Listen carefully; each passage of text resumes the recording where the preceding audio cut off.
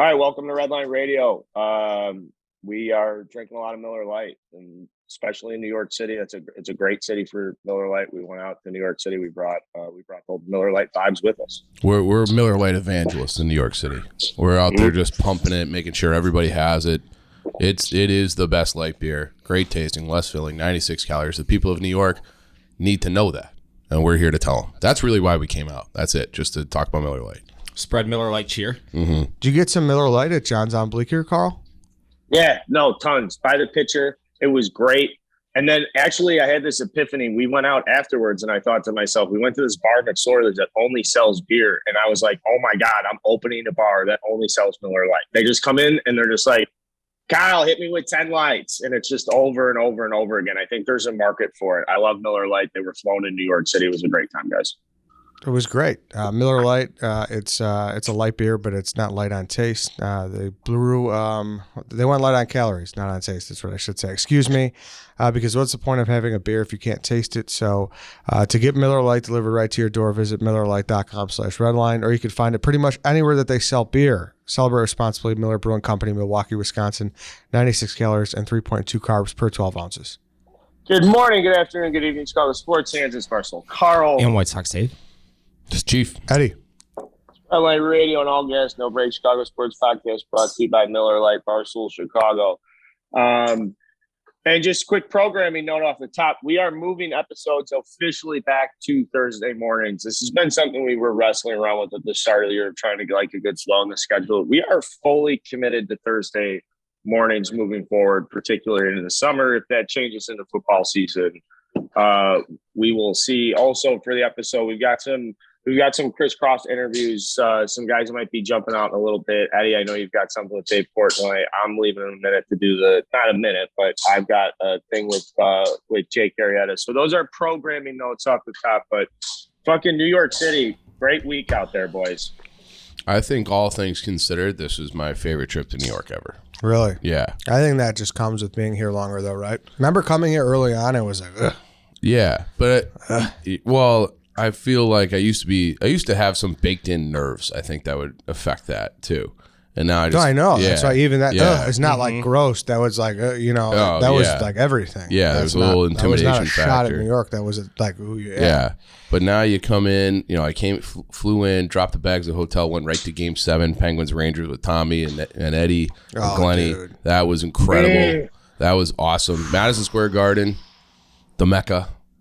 Is that your first Game 7 in person? No, I went to 2013 Hawks and Red Wings. Oh fuck! Yeah, so that was incredible. It was really cool to see a Game 7 where I didn't actually care. Like it was awesome, but like with the Hawks one, I was like, oh, I'm gonna puke. Because that was like a tight game, 2-1 game. And I believe it was my first Game 7. Yeah, and let me Matt, it was very cool. It was weird not to have like everyone was so happy, and I was just like, yeah, all right. I wasn't unhappy. I wasn't not rooting for the Rangers, but it was weird not to share that with them. Yeah, I had a future. Is it like a take on your dogs? Like I'm being serious. Yeah, Like, no, it truthfully was like they were all chanting the thing, and everyone's happy. Like, and I could see people smile at him. He was like, I don't have anything to smile about. Like, yeah. I'll smile that I'm like breathing. I had some things. I had some things to smile about. Yeah, you want to bet. Yeah, so I bet that when Louis Domingue was announced that he was going to start many games in that series, I put a decent future on the Rangers to win the series. That looked bleak almost immediately because they actually kind of stink. No offense, Tom. But and then Tom and I were sitting there. And it was like one of my guys I've been talking about because I saw him play at 16. I was like, that guy's going to be amazing. It's this kid, Condre Miller. He had an unbelievable game. He scored a goal. Panarin was terrible. And then I just looked at Tom like, if Miller has a goal in this game, I know just to have like a little bit of pain, Panarin's going to score right in my face, Game 7 winner. And 3 minutes later, he scored. So, Tom, we put $50 on Panarin at plus 1,200 to get the game winner. There you go. That hit, so we split that. It was like $300 a pop. So I think I walked out of there with between both bets, like almost $700. So I felt pretty good. That is very nice. That's a nice little day right there. Yeah. Man, it was game. It was you guys because obviously we're stepping out in like 20 or 30 minutes. You guys should definitely get into that deeper. But my only take before we move on is that the Garden's unreal. It really is. Like it's such yeah, that's one thing I have no problem admitting that. It's so much better. Are so boring. Yeah, it's The garden is awesome. The garden So is great. they say they're lighting inside, that they have proprietary lighting where they light the court surface for basketball is significantly lighter. Like it's really bright, and then the stands are super dark, so it kind of creates like this, I don't know, just like a different type of vibe.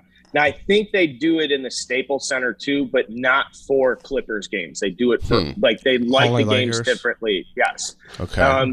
Do they do that? And I know you were talking about LED lights going in at different stadiums, or was there that type of vibe? I don't know about that in MSG. I think so, maybe, but it like that was the thing. I remember like watching TV, being like my eyes hurt watching the Edmonton Oilers because they were like the first team to like put in like the bright light LED lights. And I was like, Jesus, like what is going on here? But with MSG, it was just like maybe it's just because I'm so used to the Hawks thing, it doesn't seem cool to me, but.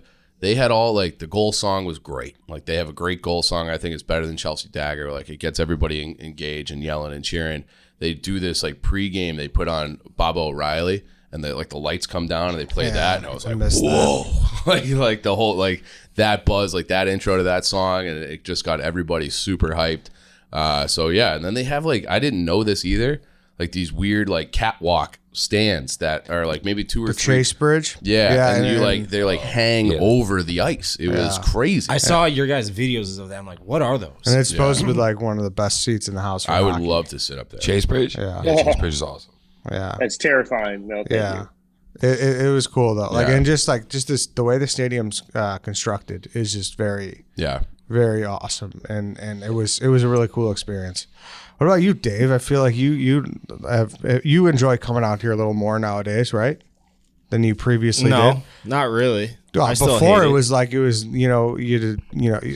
looking over your shoulder constantly. Nah, I wouldn't say that. I just Back in hate the day? this fucking city. It's the worst. It's the woke. See, I had a good time. Like I did the car wash. I did Twisted. I did Lights Camera Barstool. I did Pick Central. I did and it was just like kind of fun and easy as opposed to other. Oh, I did macro dosing, and so I just did like all. Oh, how was that? It was a lot of fun. So that's the second time I've done that. Those guys are like, it's great because you start on like a loose topic and then you never actually talk about the topic and you just kind of do like offshoot tangents. Yeah.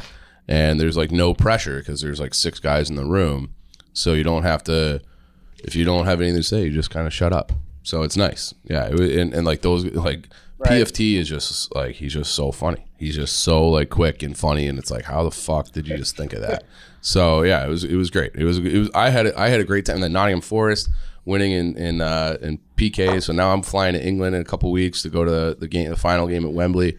So like all things considered, it was the best. Like I don't even care that there's like my gut is just out there from that video. Like, I jumped and I had like a perfect, like have you ever seen those the fanny packs that look like a gut? Mm-hmm. Okay. That was you? Yeah, I was wearing that, but it was just my actual gut. It wasn't. I didn't that see much, that picture. Though. It wasn't that much. Yeah. It was a little gut. A little tummy. Whatever. Yeah. A little tummy shot, but it was worth it. I have a confession. I have a huge confession to make. What's Okay. that? I am a major Will Compton guy. Oh I yeah. might be the biggest Will Compton guy after spending a couple days with him. The whole fucking brand of the boys and the vibe, it is no joke. He might be like the biggest locker room dude of all time. And I got to sit in on Unnecessary Roughness with him and Casey, and he was talking about his time at Nebraska football and the X's and O's, and he went in depth on how they lost 77-30 or whatever it Wisconsin? was in the Big Ten. Yes, and he explained in vivid detail about why the X's and O's lined up and why when they played them earlier in the season and they were running the 22 personnel. I mean, I forgot that I was like recording a show with this guy who was in the room. It was some of the best. I swear to God, it was some of the coolest stuff I've listened to. I don't know if you guys got a chance to kick it with Will. We got to do more stuff with him. He's so fucking cool. I really like that guy. I said like a quick hello to him, then I barely saw him the whole weekend. a whole week. Yeah, no. I also feel like I have no idea what day it is. He's You the can tell best. me it's Saturday. But that's I'd be the worst part about Yeah. That's the worst part about coming here is it's just impossible to get stuff done. Yeah. Like you're having so many conversations just because you can't see anyone, and it's hard to get pod rooms booked, and there people want to go out. You get pulled on this show, that show, which is all great problems to have. Yeah. But it's just very hard to it's hard to really exhaust everything in a couple days. Yeah, like I need a vacation from this trip. Yeah. What about and then the other thing I want to say, what about I want to nominate Clem to be like the unofficial older brother of Barstool Chicago. Like Big Cat will always be like the godfather, but like I feel like Clem he was like walking around feeding us snacks and just like checking in on us and just like, hey, I just want to let you know. Like, I don't know, there's something about Clem. He deserves a shout out. I had a good amount of Miller Lights at the bar yesterday afternoon for that soccer game. Then I met Clem for dinner and a few other guys, and I was like trying to recruit him. I'm like, what if you came and you could be in the snake draft like every week, like and like just talking completely out of pocket, just being like, he's like, if the weather was nicer, I would probably do it. And I'm like, well, it's nice like 6 months out of the year, kind of. Yeah, he's like, I mean, I would love to take him on a recruiting trip, roll out the red carpet, Gene and Jude's. Like, yeah, would you show him like seriously though, Ed, seriously for a second, if we had to give Clem a recruiting trip, you're taking him to Elmwood Park, right? Or like, what's your move? Or can you just give me a little what's this recruiting trip? What would it look like? I mean, I know Clem. Obviously, he's a suburban guy. Like he likes to he's got a family. He's a family man. He likes a slower lifestyle. I'd show him that kind of neck of the woods. And like I said, I'm rolling out the red carpet at Gene and Jude's. You name it, any place that I think he'll like, I will buy a red carpet and roll in front of him. You know what I would do for Clem? Yeah, I would sit down and watch a Mets game and have it end at 10 o'clock. Oh yeah, nice. sure. Or 9:30. Yes. Like all your Mets games are done at 9:30, guy. Yes, I'll give him that. I'll show him where the old Brock. If they start at 6 in New York, or they start at 6 in Chicago, the 7 in New York, so he watches a full Mets game. He's done. I'll show him. I'll show him where the old Brock's Candy Factory was. I'll show him the Mars Candy Bar spot. I'll show him it all. You name it. It's just we'll get him a picture on the wall at La Scarola with Armando. We gotta take him through that Sparta Chicago that just smells like warm chocolate. Yeah. It's my neck of the woods now. Yeah, exactly. Like you're in Willy Wonka land. Like, this is welcome. You name it. I am. We're here. Shout out Blonder Chocolate Factory. Hopefully you guys don't burn down this decade. Hey, it's a good time to remind our audience that Manscaped has just relaunched the Ultra Smooth Package. The specialized groin shaving kit is here to help you buff, protect, and shave your most sensitive areas. It's time to crop that bush of yours and get right to the roots with a discount just for you from Manscaped. Get 20% off plus free shipping at manscaped.com with the promo code REDLINE. Guys, it's an ultra smooth package. It's 3 steps. It's got the crop exfoliator, the crop gel. I'm wearing both right now, and I mean they feel great. They smell great. The crop shaver, 6 replacement blades, travel case, lawnmower. You guys name it. It's time to get up close personal with the best tools for the job. Ultra smooth package from Manscaped. Yeah, I'm gonna use mine as soon as I get home. You need to probably. Yeah. Probably. I'm gonna take a nice shower, get cleaned up, get back in my routine, and Manscaped is definitely part of that at this point. Well, you're going to, and I should wait. This is a differentiator. This is not. I repeat, this is not lawnmower stuff, guys. This is the ultra smooth package to buff, protect, shave your most sensitive areas. Mm-hmm. It's really special, guys. You guys want to hear a heartwarming story? Carl, you were in the room for this yesterday on Pick Central. Our friend Rico Bosco had an undescended testicle that he never knew about. That he discovered that he had a childhood surgery to like cosmetically fix his balls, and he didn't know about it until he discovered Manscaped and weed whacked some shit out of there. How about that? Saw the scar and was like, "What is this?" That's how he has 2 balls. Wow, how about that? That's how he knows about the scar. But the balls. I was like, that's how he that would make anybody a little high strung. So yeah, explains a lot. I would have to. I'd freak out over that. Get 20% off with free shipping with code REDLINE at manscaped.com. That's 20% off plus free shipping with the code REDLINE at manscaped.com. Smooth out your fellas with the relaunched Ultra Smooth package from the fellas at Manscaped. Your balls will thank you. Yeah, I can't wait to shave them. Okay, what else do we have on the list here, guys? I mean, it's kind of like realistically and sincerely, as Chicago sports fans, this is a bad time of the year for us. This is arguably the worst time for the year for us, right? Maybe without the Bears sadness, there's nothing with NBA. We've got no action in the NHL. You know, I mean, I suppose. So I guess let's go national. Were you guys in New York for the fucking blowout in the NBA last night? I shouldn't say blowout, but I suppose an 11-point game. Or what was the vibe? They were streaming from the cave. You know what's even better though, Carl? You know, I'll tell you. You know what I really enjoyed? Not giving a fuck about the lottery. Hey, how about that? That's true. Yeah.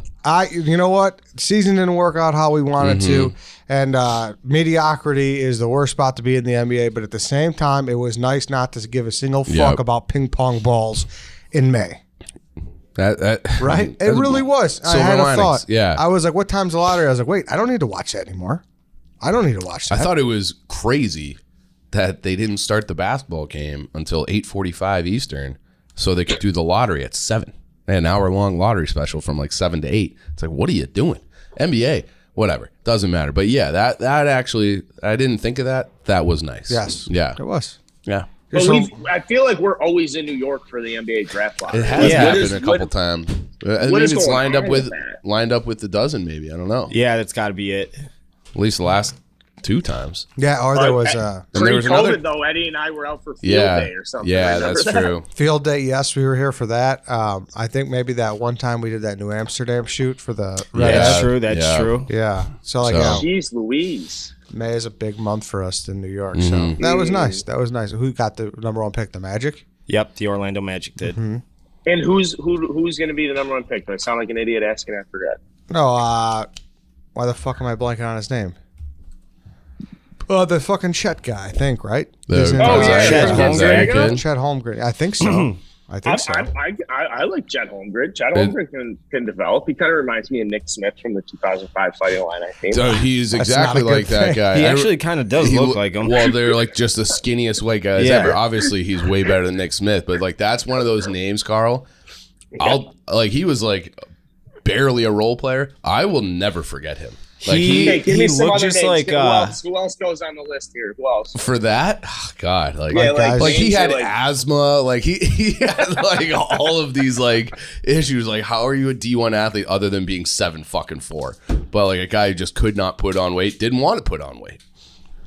Who else would be in that list of guys I'll never forget? For Tom Coverdale. Coverdale was good though. Yeah. Like Nick Smith was just like a nerd. Yeah. But like you say Tommy Coverdale and I'm instantly just like 5'10" ginger from fucking Final rural Four. Indiana, just out there just fucking kicking you up at the other end of the free throw line and just playing the toughest man-to-man 75 feet like defense you can find. Yeah. Oh fucking God. Yeah, I mean just name a college and then I think everyone will have pick like out one guy. Yeah, right? Yeah. Probably. Yeah. Like who do you think of for Iowa?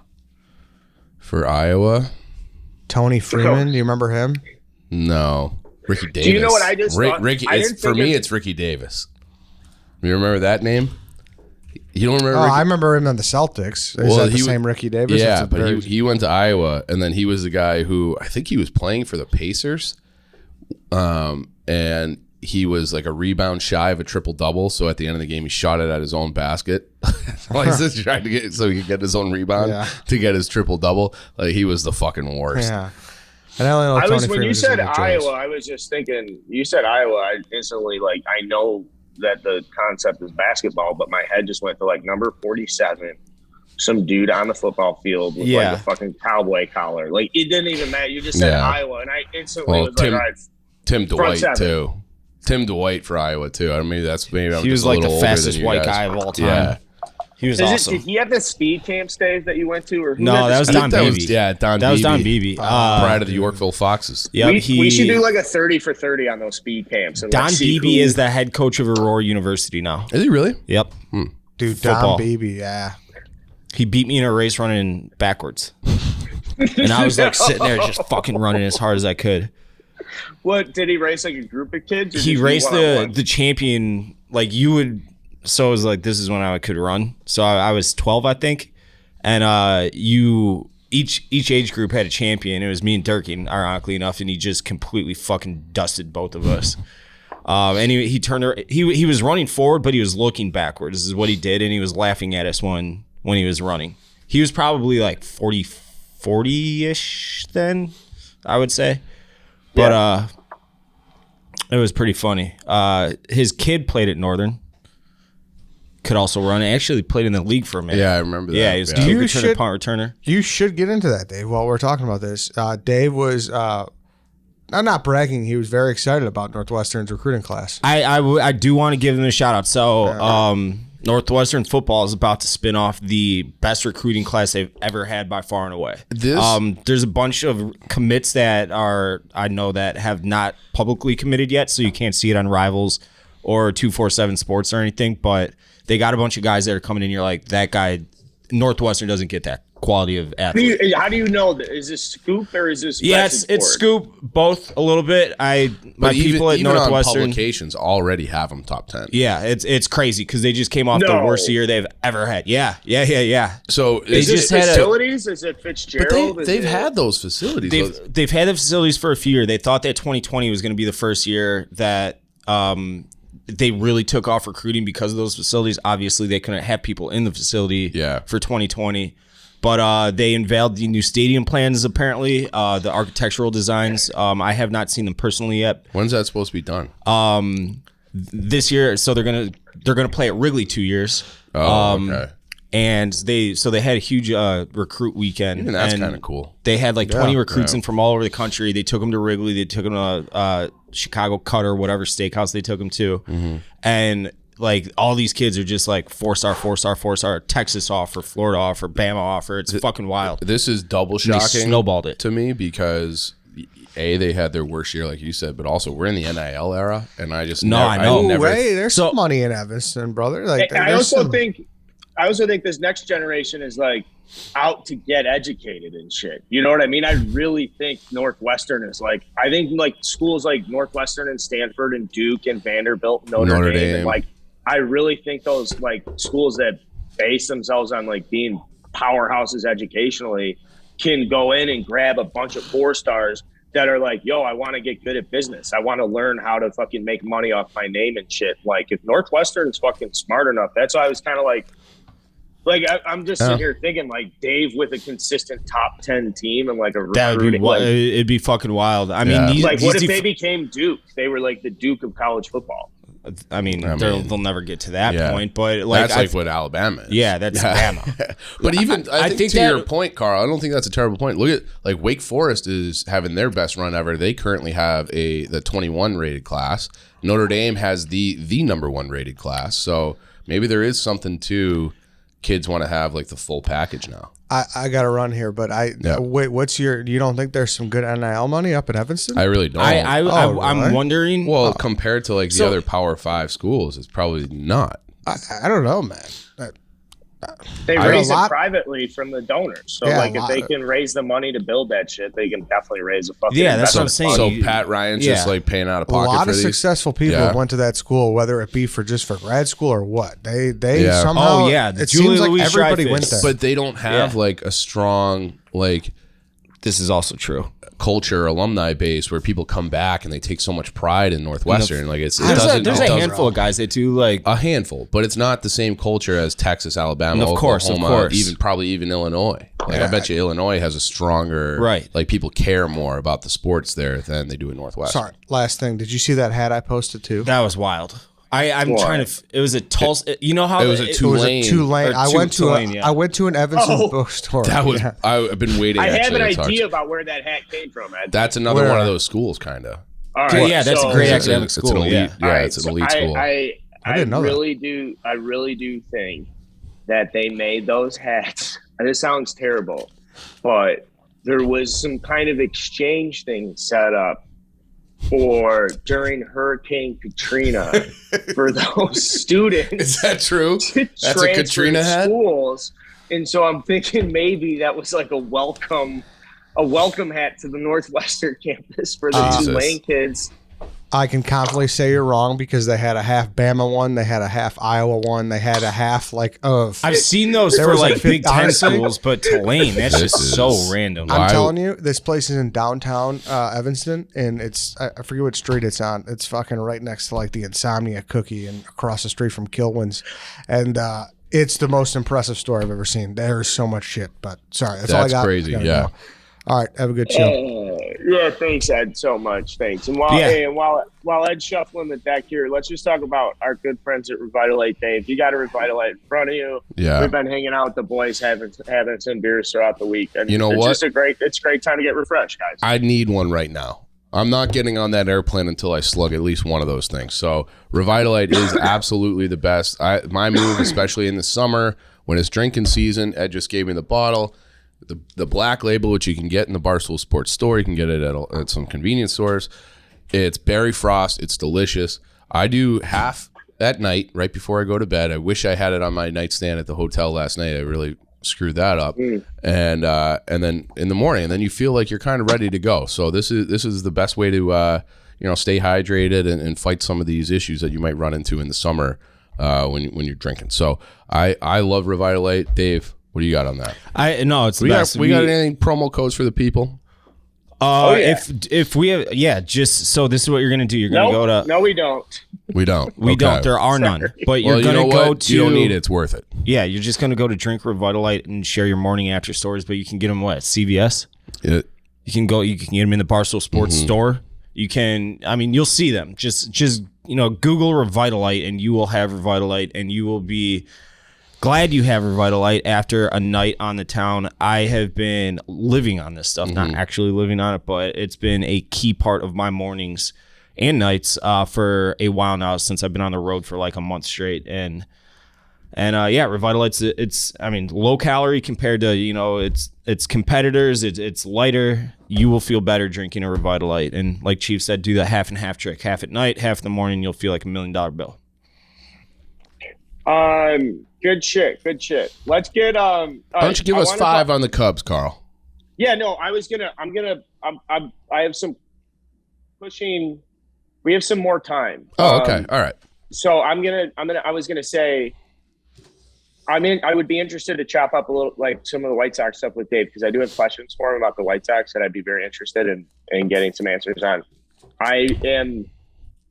But before, if we could do just like a couple, briefly. I mean, you brought it up in the beginning part about going out to England for the 29th game, which is just fucking awesome. They're playing Huddersfield. Yep. You've been doing the soccer stuff. I have thoroughly, as just like a sports guy, have just like loved following English soccer over the last. So now this is like my second season following it, but like a little bit more than like a calendar year where I've been like really trying to understand what's going on.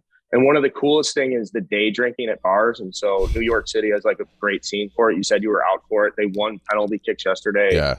And this is to advance to the championship game. And the promotion championship game, where if they win this game, then they'll be part of the 3 teams that go up to the English Premier League. But I'm just interested, you went to a bar and you got hammered during the day and watched it. Like, how awesome was that? Smithfield Hall. And it was, they probably had 30 people from Nottingham. Like, I couldn't really understand anything anybody was saying. Like the way that they were like, it felt like very authentic. They're so into it. And, they were kind of favored heading into that game, but they're one of these teams almost kind of like the old Cubs, where it's like, well, this is not going to work out. And you're just waiting, or the way Tom feels about the Rangers, where it's just like always doom and gloom around every corner. And then it started to come true. Like they gave up 2 goals in the second half, and it was like, oh, fuck, now the thing is tied. And it was like, here we go, PKs. And then we're in the bar, and everybody, like one guy's like passing around his phone right before the PK start, saying like how much better the other team's goalie is. Like, we're fucked. Like it was like before it even started. And so it was incredible. And like the atmosphere was great, and everybody like it's very like, I don't know how often I've seen people being like so like genuinely overcome with like joy and pride about a sporting event, but they haven't been up in 22 years. And now they're 1 game away, and they should be favored in that game. So, like there's work to be done, but just that whole vibe, and to your point, Carl, about like getting into soccer, I've always loved it, but I've never had a team. And that was the thing that was like, I felt like it was always holding back my fandom because nothing felt like authentic. And then I've told the story, like found it kind of through my brother who was working there for the team. And this has been great. And like Nottingham, it's not like, they're not a big team. So all the people like love that, a guy in America who works for Barstool is like shining a light on their team. So like I get treated like great by those people. I've had like, it's gotten back to me. All right. So I have my cousin is a content guy in the championship league for a team. And he's really? on message boards and he's been writing about him since he was like 14. Wow. He disguised himself as like a 30-year-old guy when he was 14 years old and started writing for this publication. He's now a senior in college and is just like a whiz on this. So he's just like really into it. We talk a lot about,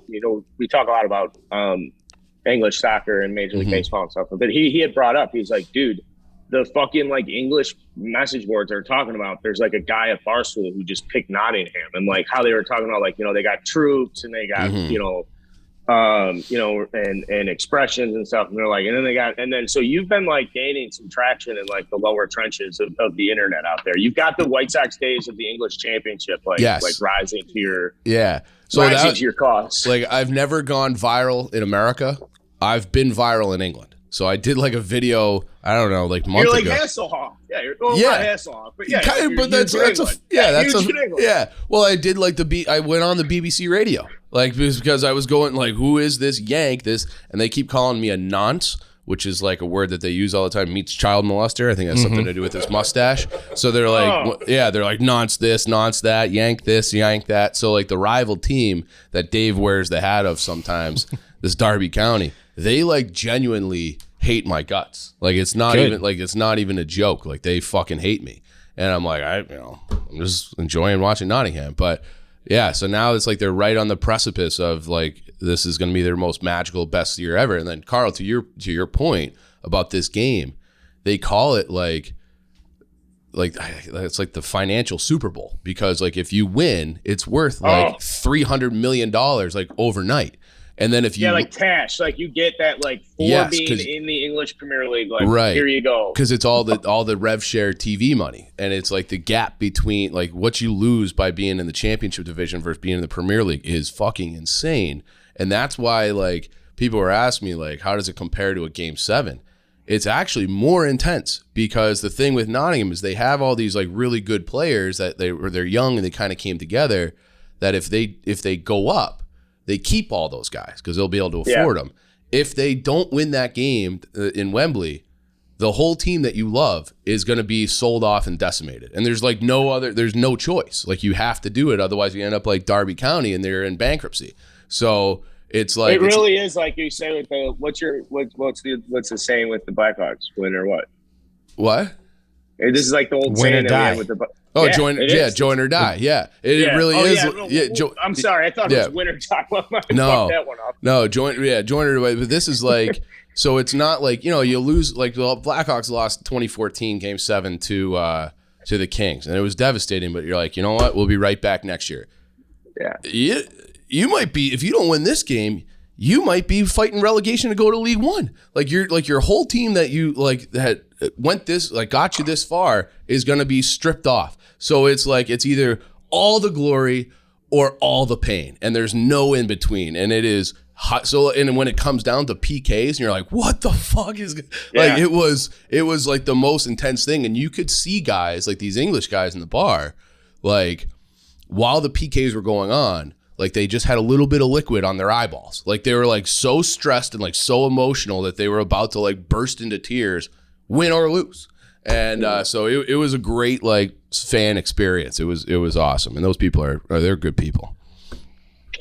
That's good shit. It's cool. It's actually, and we talk, I mean, sincerely, Chicago sports fans, like we talk about pain and suffering, and you go out, you touch a Game 7, they win in Game 7 after being down 3-2. Then you're out with the fucking Nottingham people. Like like the power of sports is still there, just maybe not. I don't know, just maybe not for us right now. But yeah, it's going to be a little while. I think the Cubs are looking awful, and the Bulls are big question marks. I had the Bears schedule release came out, and it's like their schedule. Fuck, is Dan in the office? Can you go grab him? I don't think he is. No, but I'm looking at it. Okay, so I pulled it up on. I don't know what site this is, but they go week by week, and then also give like the projected win totals for all their opponents. And it's like, this schedule is not hard, but I think the Bears win 4 games. They're horrible. It's going to be a long, long year. But it's like, they got the Texans who are projected to suck. The Giants suck. Washington Commanders, bad. Patriots, very average. Dolphins, probably average. Mm-hmm. Lions, bad. Falcons, bad. Jets, bad. Eagles, average. Like, there's winnable games out there for a competent team. That's like 8 teams that they should beat. Every other team in the league, if they saw that schedule, you'd be like, well, I think we got a bye. I think we're getting a bye. The Bears, it's like, man, we're going to be picking the top 5. I'm going to circle 2 games here, I suppose. The first one, quick. This is just going to piss people off. They have a game Thursday night on Amazon Prime. That's just going to piss people off. At least that game's at home, but you just know, come Thursday at 7 p.m. there's going to just be an onslaught of tweets that are like, "What the fuck, Amazon Prime?" That's going to be funny. I'm happy for all the dads of the world that are diehard Bears fans that won't have to suffer through that game because they can't figure it out. That's actually a great point. Yeah. There's the Bears are like, we know we're gonna, by that point we're gonna rip your hearts out. Yeah. The other one is fucking.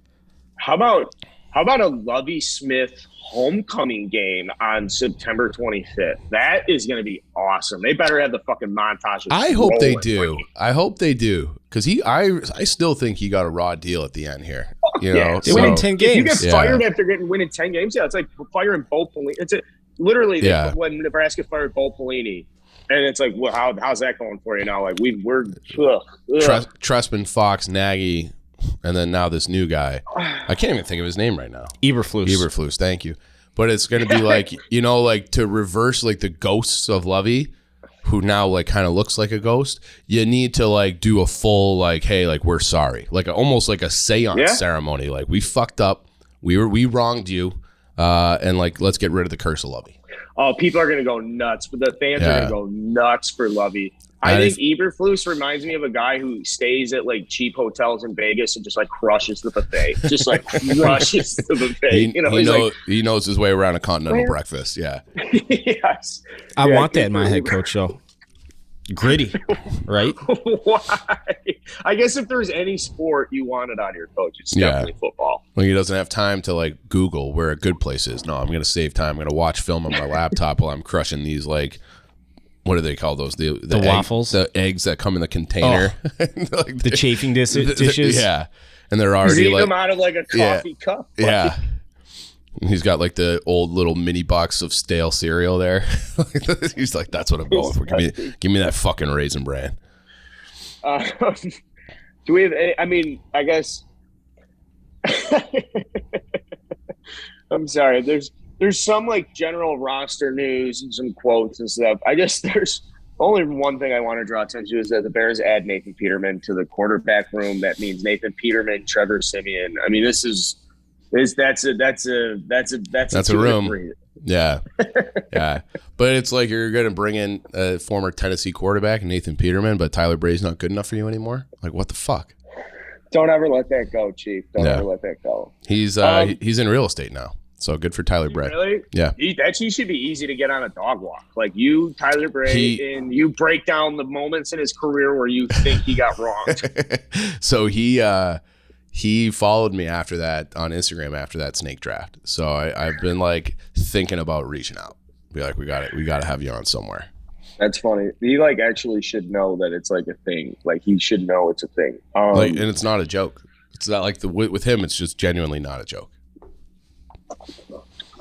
Dave, I wanted to see if you because the story of fucking Goldilocks. Yeah, I think I'm familiar. Baby bear, mama bear, papa bear? I do. All right, so baby bear, mama bear, I want to play a game called Baby Bear, Mama Bear, Papa Bear. I give you 3 starting pitchers for the White Sox, and then Baby Bear is just a little bowl of porridge. You just give me a little bit, and then Mama Bear is you give me a little bit more, and then Papa Bear unload. Tell me. So here's the 3 pitchers: Johnny Cueto, Michael Kopech, Dylan Cease, all in the news for notable stuff over the last week for the White Sox. Who's baby bear? Who do you have a little bit on? I'll go. I mean, this has got to be an easy one. It's got to be Cueto. I mean, Cueto, I missed his start because we were in New York City, but by all accounts, he was fucking awesome. Yeah, he was fucking awesome. Now, granted, awesome. It's the Kansas City Royals, so I don't know what that means. It's like, all right, he beat it. All right, I want to see it against a good team. Then Kopech, he's looked great all year. His command gets a little shaky. He had an awful inning. I was on the flight watching on live stats, wanting to punch the back of the seat in front of me. I didn't. I restrained myself, but nonetheless, he's looked great all year. And then Cease has just been fantastic for the most part. So go back to Kopech for a second. The Yankees start. I thought that was interesting because it was like that game was like 2-1 series. Nestor Cortez is fucking dealing for the Yankees. Like Kopech had a chance because if you split that series, the vibes are super high.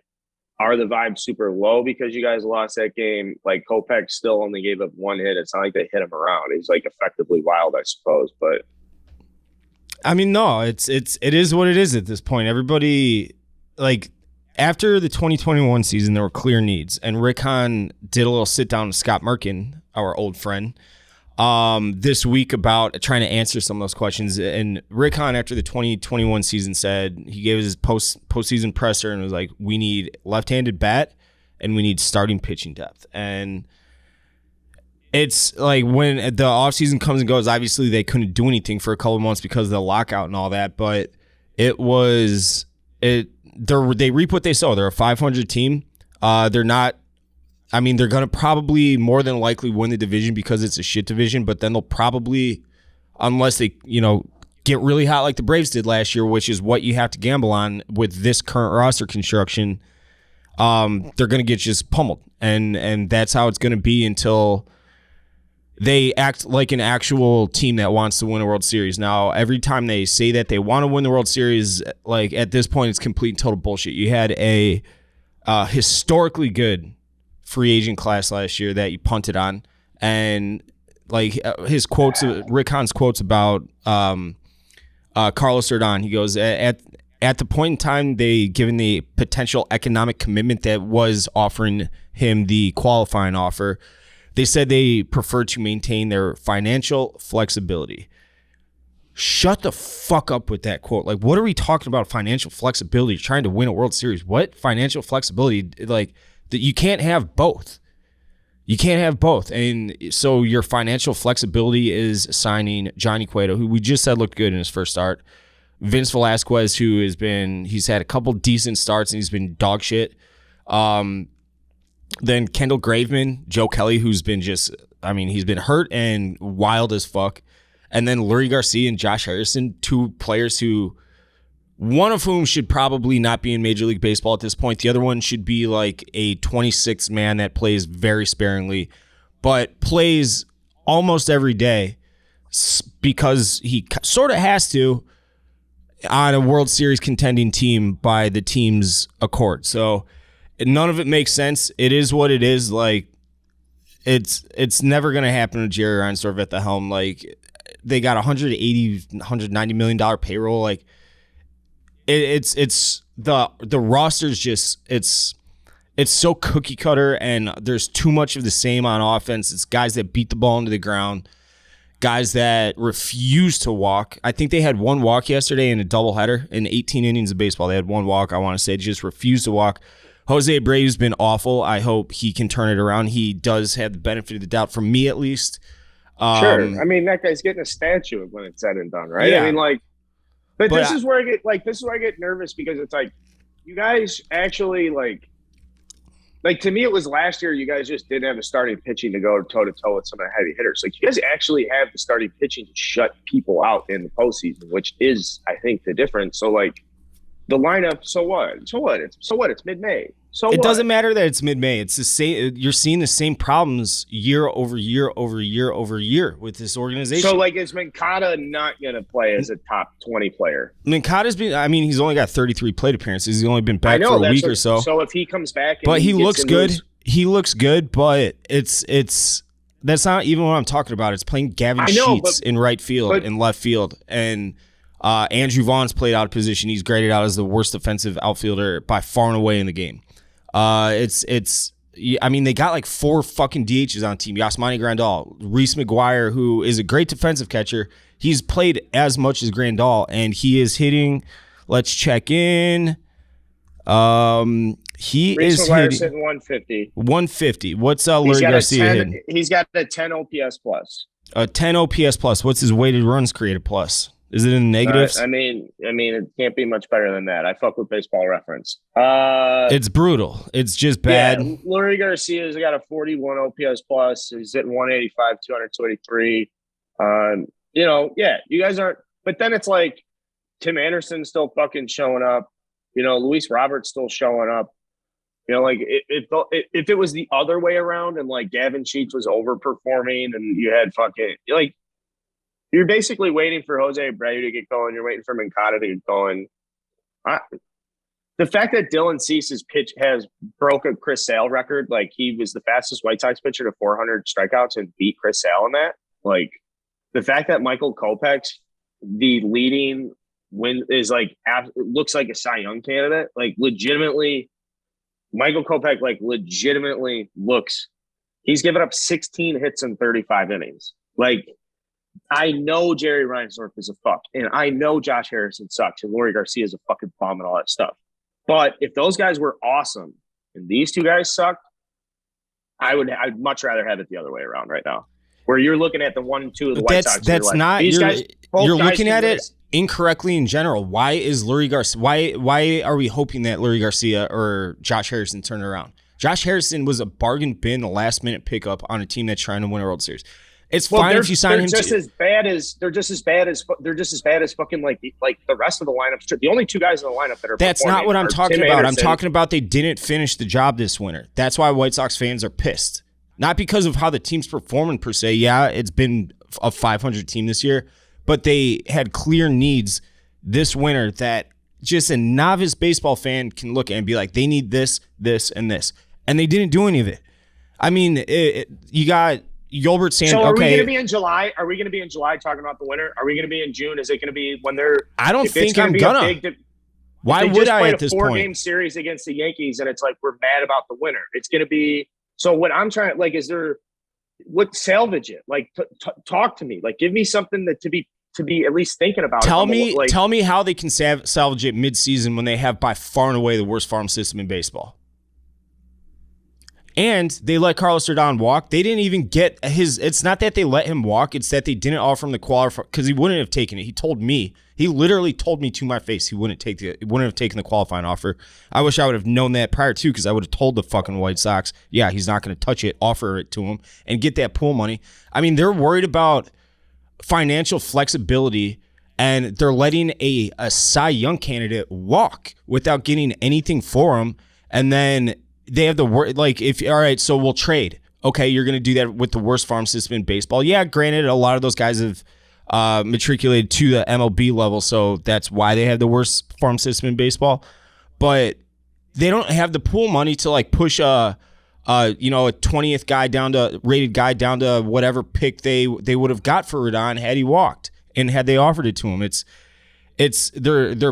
They're worried about money in a time they shouldn't be worried about money. It should be. Their sole focus should be winning on a World Series, and that's not where it was. And that's solely on ownership, and that's it's a broken record at this point. It's really disheartening, and they got money coming off the books this year, but so they just did it with Lurie Garcia. Everyone's like, oh, thank God, Lurie Garcia, he's a free agent. We'll never have to deal with him again as White Sox fans. Oh, here's a 3-year deal because we're loyal. 3-year deals for Lurie Garcia. You could have fucking paid him year to year to year to year, and no one would have came close to giving him. They competed against themselves. Don't ask your question yet. No, they're going to do the same thing with Abreu next year. And if he has this, 215 batting average with a 280 on base and 15 home runs, and if they pull the loyalty card, you still have this roster that's right-handed heavy, that beats the ball into the ground into double plays every single fucking inning, that forces guys to play out of position because you got Grandal, Abreu, Sheets, Vaughn, Eloy when he comes back. You got all these DHs. You got to and they have the worst defense in baseball. So what are they going to do? What are they going to do? You got all this money that should be coming off the books. It should be like, hey, Eloy, or hey, Jose, you've been great for the White Sox. You'll get your statue in a couple of years. Your time here's done. But I don't know that they're going to do that. They'll probably give him another 2-year deal, just like they did with Konerko years ago, and that's going to be that. It's like they're not prioritizing winning a World Series. Not in my eyes, they're not, and it's sad. And they reap what they sow, and I mean, they could get hot and win it. There's a non-zero chance of that, but like until then, I think they false advertisement for what all the big game you guys were talking over the course of the last handful of years after you traded Chris Sale. So that's what I gotta say. The fan base is pissed. Everyone's like looking at me to bitch and moan about them nonstop. I'm like, I've said my piece, and it's like I've said it a billion different times, but I'm done wasting my breath bitching too much or, nonstop on the internet, because it is what it is. And until they prove otherwise, and then it will keep being what it is. And it's just going to be a pretty good team that probably will win the division and just get the shit kicked out of them in the first round by teams that actually put together proper rosters and, they take a backseat to loyalty to an extent and aren't worried about money. And that's how I see it. And it's really sad. It is sad, Dave. I mean, to be honest, it's sad. For somebody who's done this show with you for as long as I have, we watched so much bad baseball at the White Sox. Yep. And you've come in and you've talked positively about this and that, and we've talked prospects, and we've talked to Rick Hahn, and we've gone down to spring training, and we followed this story. And now it's like you guys are 18-18. You guys got a big fucking series coming up in New York. You have a chance to take 4 out of 5 in Kansas City. You guys have a fucking dog shit roster that's done dog shit other than Tim Anderson is what you're saying. Tim Anderson and fucking and Robert. Robert's been good. Moncada's coming back. Abreu's been slow, even though Abreu's been one of the most consistent, reliable hitters on the team over your time being a White Sox fan. There's just like, you could be mad at Jerry Reinsdorf for the rest of the season. You could be mad at Rick Hahn and all this stuff. And like you've put up with like, dude, you fucking cared in 2012 when they had Alex fucking Rios. Like you cared when they traded for James Shields. Like I just don't know how much of this is scar tissue from like your entire life of Jerry Reinsdorf. But dude, like you fucking went out and hand delivered T-shirts for a fucking show so that you could be talking about the White Sox. And now it's like it's when they were good, yeah.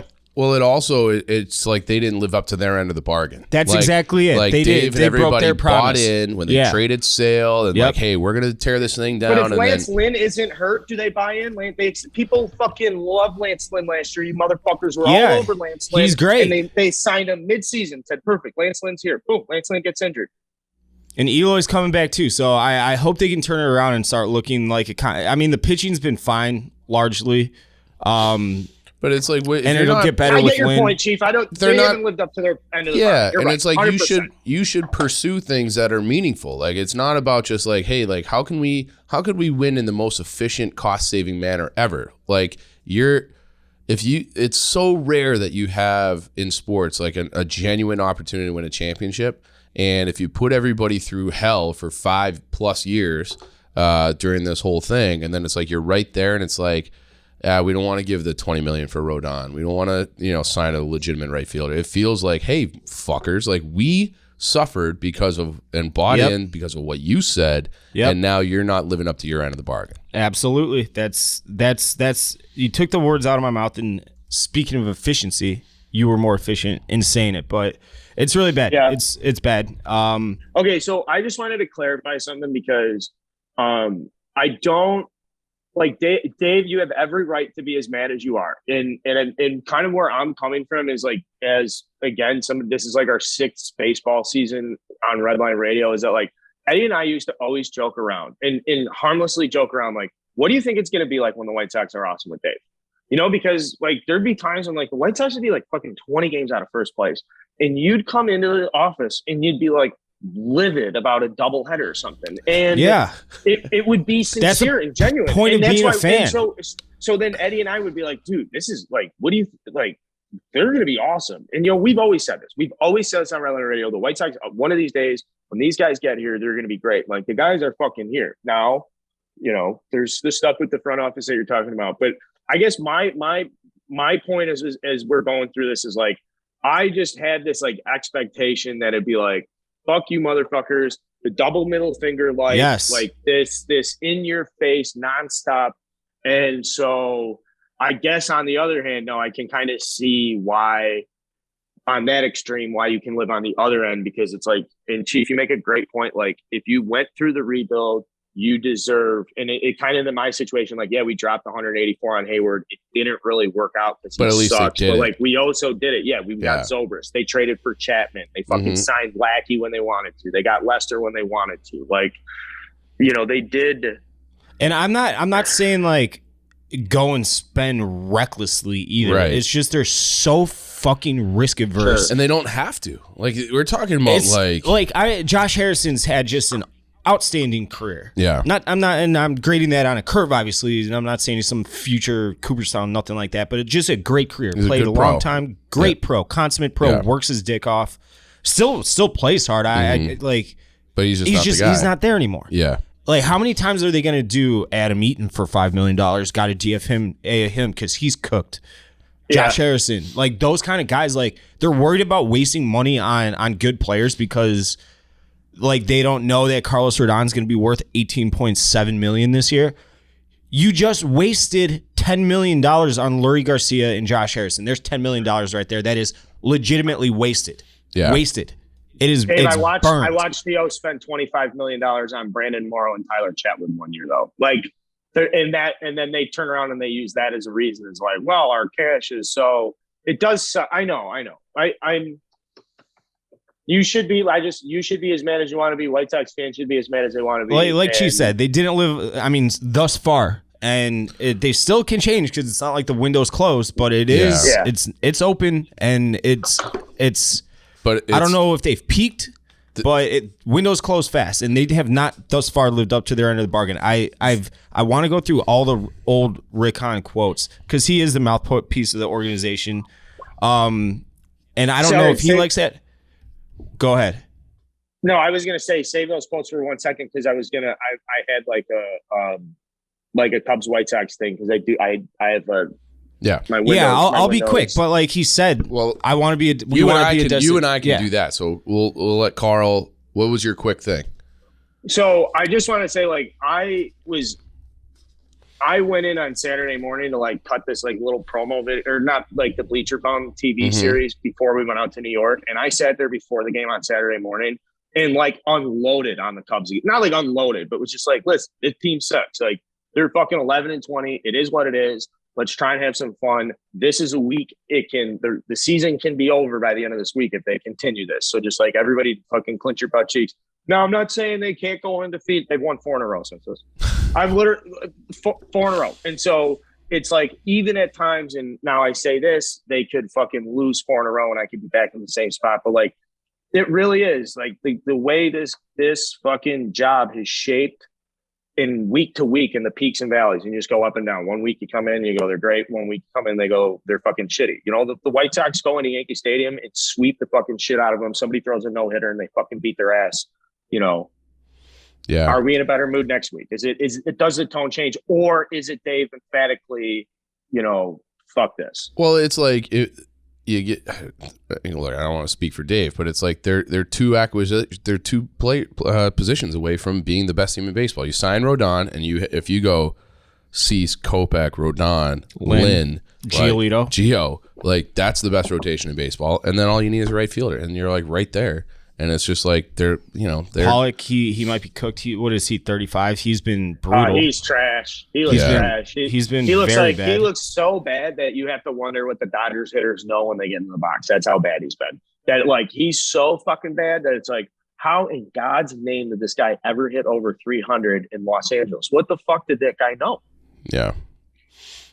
So I feel bad for Dave. It's a damn shame, man. But like, and Carl, I know you gotta go, but and the whole Tony La Russa thing, like we saw it last night. He punted both of those games to get guys rest. It's like, dude, I get it's a long season. It's a grind. 100. It's not. Yeah. It's fucking baseball, dude. I missed the first game yesterday. I saw the second game, and the first game they won. So this year on the season, I think they're now 2 for 23 with the bases loaded, and one of the hits was yesterday. They were 1 for 18 or 19 until like Monday night, and it's been horrible. And Tony La Russa is like worried about getting these guys rest and like, oh, we didn't want to pitch this guy because we might have needed him. Yo, you need to win every fucking game you can. You're 36 games in the year. You're not, 500. Right. If you're playing like dog shit against the division. If they were 30 and 15, yeah, it's a different. Sure. Yeah. Different story. Right. They're not. Right. They're not good enough to just punt games right now. And that's what they did. You're looking at these lineups. It's like, what the fuck are you doing? Yoan Moncada doesn't need rest, dude. I'm sorry. It's a fucking baseball game. It's not some collision sport like football where it's, like if you want to get someone a mental breather, that's one thing. Like I didn't have any problem sitting Abreu last night. But to say like, oh, physically, like shut the fuck up. Mm-hmm. These guys are professional athletes. Like how many times like in the 80s, 90s, and early, like through 2010, would a starter be like sit in any given year? Like Frank Thomas was playing 150 games a year. Those guys always played. Do you blame Moncada? Moncada should be going into Tony La Russa's office and be like, fucking put me on. Well, that's the thing. Like, he should be fucking scratching his name. So Ozzy called La Russa out in the post game yesterday. He's like, why is he sitting these guys? Like he's babying these guys way too much because it was Moncada, Anderson. Robert was originally scheduled to be out, but they switched him into Abreu. So Robert DH. Like Robert's not a DH. He's a center fielder. Like center fielder, you might get 4 or 5 balls a game you have to chase. Like that's not physically taxing. I'm sorry, it's just not. And then Tim Anderson responded, Ozzy needs to shut the fuck up sometimes. Which like I don't mind that either. He's defending his coach, but it's like, dude, you guys need to play every fucking day because you need to win baseball games. So Ozzy's right.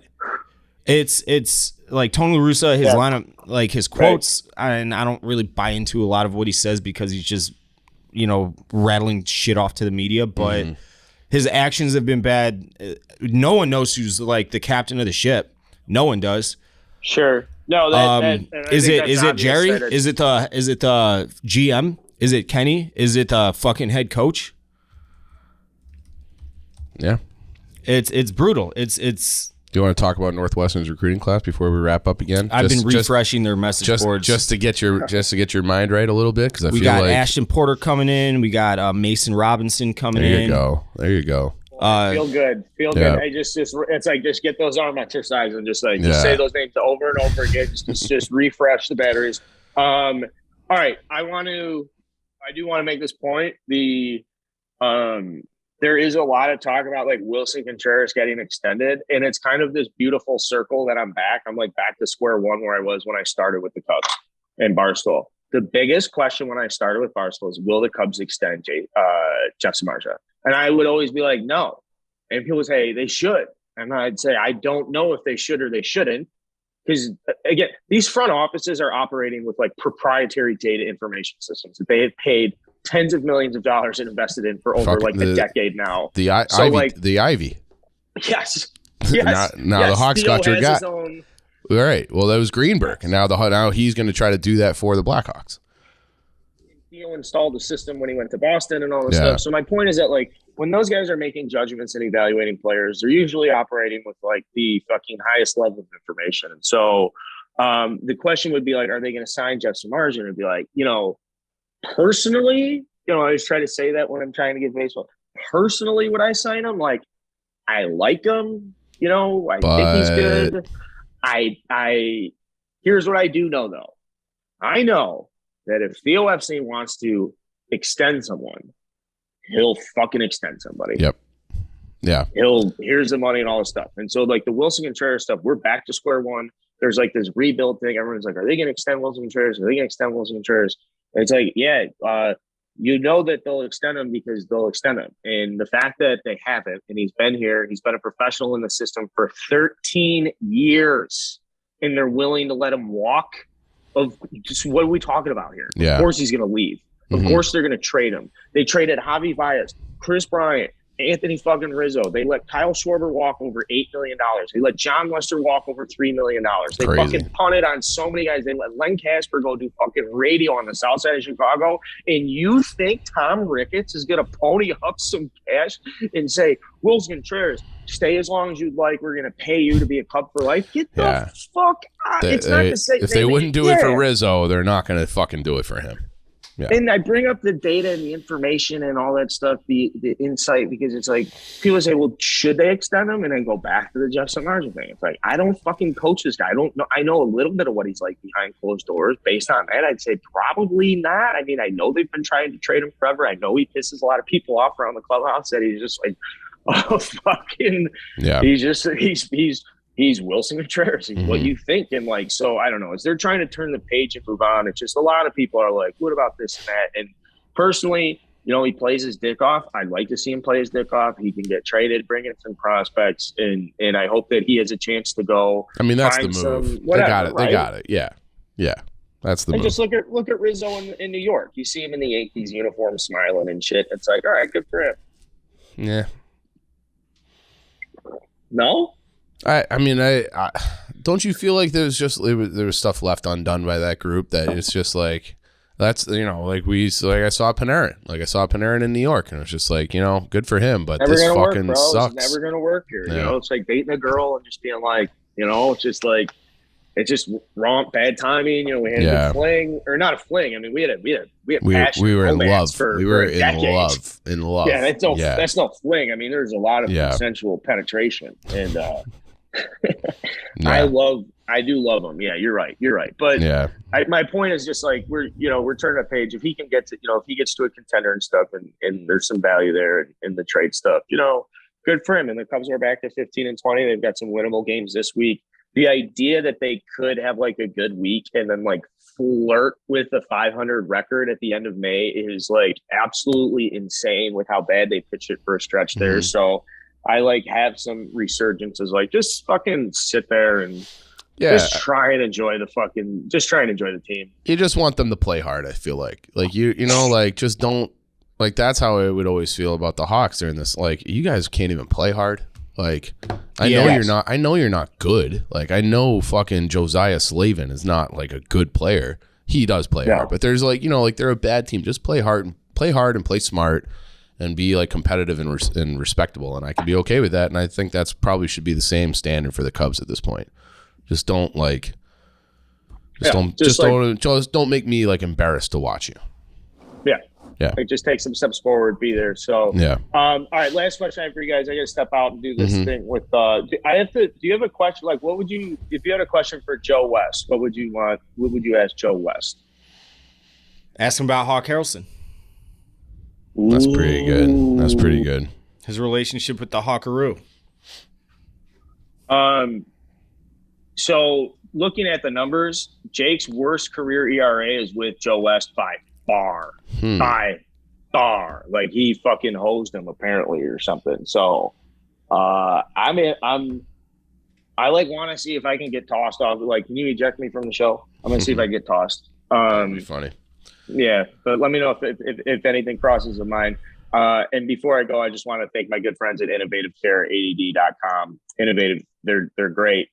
Obviously, these are guys, if you're a resident of Illinois, these people take insurance. Innovative, they're based here in Chicago. They're a medical provider you can trust. You'll definitely want to use them for ADHD medication, but you can also turn to Innovative for other things related to primary care or urgent care. You guys see Innovative all around town. But ADHD care with dignity and compassion is what you guys are looking for. And these telemedicine visits save time. You guys can get online, get your medication refill, get back to your life. After initial appointments, you see your provider virtually through telemedicine. It's a super easy process to manage your ADHD medication. You don't have to be going to pick up your refills in person. It's a great telemedicine solution. InnovativeADD.com to sign up. You must be a resident of Illinois. They take insurance, unlike most other companies that do this. InnovativeADD.com. Go check them out. I did the last ad read, so you guys get lost in the sauce. I think that's it. All right, that's what I was going to ask you because I don't have access to those still. So as long as we're good on ads, Carl, have a good show. Oh, talk about the Packable Windbreaker whenever you get a chance. Yeah. I've been wearing it all week long. So the packable windbreakers are sick. So I don't know if people have seen like the different, I feel like I've been on camera for 3 straight days here, from starting with that Ranger game with Tom. I think I wore it there. Yeah. I've been wearing that thing everywhere. So I love the packable windbreaker. It's great. Had it at the bar yesterday. Dave, they sent a bunch. They sent a bunch to the office. And you know what? It's like the perfect Chicago garment, because last week it was hot as fuck, right? And then this week, we're in New York. It's 62 now, so that's windbreaker weather. And guess what it is in Chicago right now as we speak? 57 and fucking raining. That's packable windbreaker. Carl's got it up on the camera right now. It's beautiful. So this is, you got a place I'm gonna where pack it while you do the ad read. Love that a little demonstration. So yeah, like when I don't even consider this an ad read, but like when you're living in Chicago, and then it's just like you can never predict it, and right when you think it's summer, it's back to being fucking disgusting. You need that windbreaker in your arsenal, and you just pack it up tight. I got 2 of them now. So I got the black one, I got the white and blue one. They're both nice. I got a million compliments on them while I was here from people in New York office were like, those are sick. Like, we should be wearing those. I'm like, yeah, you probably should. So yeah, all packed up, storage, ready to go. That's how I have it packed in my suitcase too. So it's efficient, time saver. You just squash it up there, unpack it. Carl's giving a great egg demonstration here. So check those out in the Barstool Sports store. And while you're at it, I know JP Graziano's isn't on the list this week. Get your those beef shirts kits. are fire. Get your beef kits. Yeah. Perfect summer cookout food. Just throw it in the crock for a few hours. Dump all the shit in there. I made it last week. And I still I put it in the fridge, like the leftover meat, because I made it I think on Saturday, and then we left on Sunday. And I was like, I had to text the girlfriend and be like, I left it in the fridge. You have to take immediately. Stop what you're doing. There's that beef kit. Stop what you're doing. Put that meat in the freezer. I need it to be fresh and good when I come home. There you go. And so yeah, that's probably gonna, when I get home for dinner tonight. That's gonna be my meal.